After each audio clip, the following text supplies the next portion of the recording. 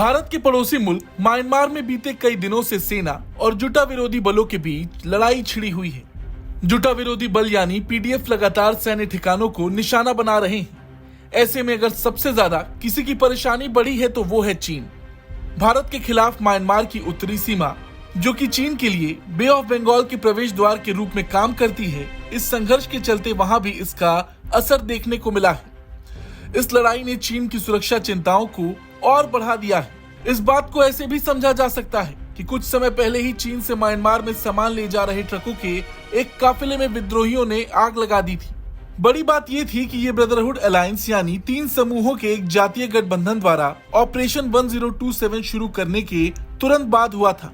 हालांकि जो हमला चीन के काफिले पर हुआ था उसके बाद से चीन काफी सतर्क दिखा। म्यांमार में चीन की दूतावास ने सुरक्षा कारणों की वजह से लोकई में चीनी नागरिकों को वहां से हटने की सलाह दी थी। इसके बाद से ही चीन ने सीमा पर सुरक्षा और बढ़ा दी और साथ ही साथ पीएलए के दक्षिणी थिएटर कमांड ने अपनी वार्षिक प्रशिक्षण योजना के तहत 25 नवंबर से 3 दिवसीय लाइव फायर अभ्यास आयोजित किया। लेकिन इस पूरे बवाल में चीन ज्यादा कुछ नहीं कर पाया। म्यांमार की हालत देखी जाए तो वहां से हाल के हुए संघर्षों की वजह से 3,30,000 से अधिक लोग विस्थापित हुए हैं। इनमें से कई लोग चीन में शरण ले रहे तो कुछ लोग भारत की तरफ भाग के आ रहे हैं, मगर चीन यहाँ भी काफी चौकन्ना दिखा। एक वीडियो भी सामने आया था जिसमें देखा गया था कि चीन द्वारा आंसू गैस का इस्तेमाल करके शरणार्थियों को रोका गया था। लेकिन चीन की चिंताएं सीमा सुरक्षा से कहीं आगे तक फैली हुई हैं।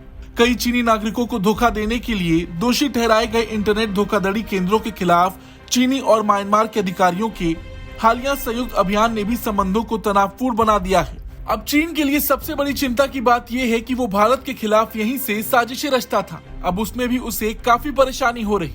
तख्तापलट के बाद चीनी कम्युनिस्ट पार्टी पर जुटा की निर्भरता थी। रॉयटर्स की एक रिपोर्ट के मुताबिक म्यांमार के घनी आबादी वाले शहरों के भीतर चीनी संस्थाओं की ओर बड़ी संख्या में सर्विलांस कैमरे लगाए गए थे। म्यांमार में जो कुछ भी होता था चीन की उस पर कड़ी नजर रहती थी। भारत के खिलाफ भी चीन वहां से काफी कुछ करता था। अगर बात की जाए कोको द्वीप की, तो कोको द्वीप समूह में इस तरह की गुप्त उपस्थिति पीएलए को एक मजबूत स्थिति में डाल रहा था।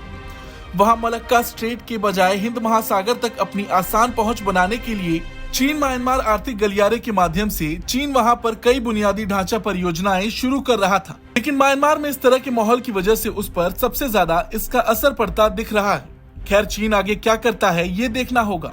इस पर आपका क्या कुछ कहना है कमेंट करके जरूर बताएं। ब्यूरो रिपोर्ट, भारत तक।